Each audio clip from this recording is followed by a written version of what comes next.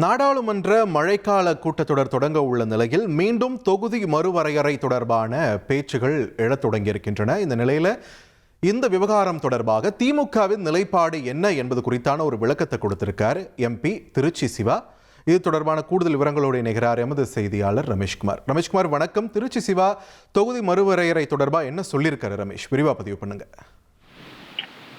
நாடாளுமன்ற மழைக்கால கூட்டத்தொடரை முன்னிட்டு மத்திய அரசின் சார்பில் அழைப்பு விடுக்கப்பட்ட அனைத்து கட்சி கூட்டம் நிறைவு பெற்றிருக்கிறது. இந்த கூட்டத்தை பொறுத்தவரை அயோத்தியா ராமர் கோவில் நன்கொடை திருட்டு மற்றும் முறைகேடு, நீட் விவகாரம், E20 பெட்ரோல் உள்ளிட்ட விவகாரங்களை குறித்து விவாதிக்க வேண்டும் என்று எதிர்க்கட்சிகள் கோரிக்கை விடுத்திருக்கிறார்கள். விதிகளுக்கு உட்பட்டு அனைத்து விவகாரங்கள் குறித்தும் விவாதம் நடத்த நாங்கள் தயாராக இருக்கிறோம் என அனைத்து கட்சிகளிடமும் பாதுகாப்புத்துறை அமைச்சர் ராஜ்நாத் சிங் உறுதி அளித்திருப்பதாக அனைத்து கட்சி கூட்டத்தில் கலந்து கொண்ட பிறகு சம்பந்தப்பட்ட எம்பிக்கள் தெரிவித்திருக்கிறார்கள். குறிப்பாக இந்த கூட்டத்தொடரில் என்னென்ன மசோதாக்கள் கொண்டு வர போகிறது என்ற ஒரு எதிர்பார்ப்பு இருக்கிறது.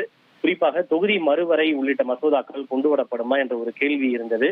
இது குறித்து திரிணாமுல் காங்கிரஸ் கட்சி எம்பிகளும் செய்தியாளர்கள் கேள்வி எழுப்பியதற்கு இன்றைய கூட்டத்தில் தொகுதி மறுவரை மசோதா குறித்து மத்திய அரசின் சார்பில் எதுவும் பேசப்படவில்லை என்று ஒரு விஷயத்தை குறிப்பிட்டிருக்கிறார். மேலும் திமுக சார்பில் அது குறித்து எந்த விதமான விஷயமும் பேசப்படவில்லை என்றும் திரிணாமுல் காங்கிரஸ் கட்சி எம்பிக்கள் தெரிவித்திருக்கிறார்கள். கூட்டத்திற்கு பிறகு செய்தியாளர்களிடம் பேசிய திருச்சி சிவா அவர்களிடமும் இது குறித்து செய்தியாளர்கள் கேள்வி எழுப்பிய போது இந்த தொகுதி மறுவரை விவகாரத்தில் கூடுதலான தெளிவு தேவைப்படுகிறது. என்ன பார்முலாவின் அடிப்படையில் அவர்கள் இந்த தொகுதி மறுவரையை கொண்டு வர போகிறார்கள் என்பது இதுவரை இன்னும் தெளிவாக தெரியப்படவில்லை. ஆனால் ஒரு விஷயத்தில் நாங்கள் உறுதியாக இருக்கிறோம். தமிழ்நாடு உட்பட தென்னிந்திய மாநிலங்கள் பாதிக்கப்படக்கூடாது என்பதில் நாங்கள் உறுதியாக இருக்கிறோம். திமுகவை பொறுத்தவரை மகளிர் இடஒதுக்கீடு மசோதாவை கொண்டு வருவதில் ஆதரவு அளிக்கிறது. குறிப்பாக தற்போதைய எம்பிக்களின் எண்ணிக்கை அடிப்படையிலேயே பெண்களுக்கான இடஒதுக்கீட்டை நடைமுறைப்படுத்த திமுக ஆதரவாக இருக்கிறது. தற்போதைய எம்பிக்களுடைய எண்ணிக்கை 543 என்றால் அதில் பெண்களுக்கான 33% இடஒதுக்கீடு என்பது சுமார் 181 இடங்களை கொண்டது. தற்போதைய இடஒதுக்கீட்டின் அடிப்படையிலேயே மகளிர் இடஒதுக்கீட்டை நடைமுறைப்படுத்துவதற்கு நாங்கள் ஆதரவளிக்கிறோம் என்று தெரிவித்திருக்கிறார்கள்.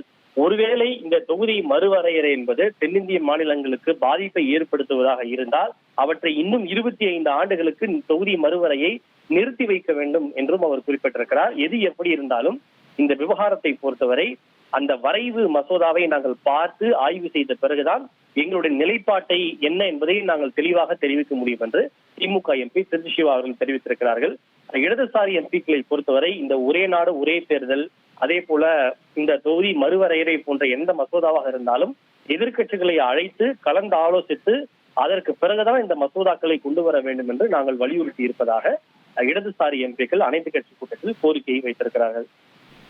நன்றி ரமேஷ், உங்கள் விரிவான தகவல்களுக்கு. இனி செல்லும் இடமெல்லாம் செய்தி.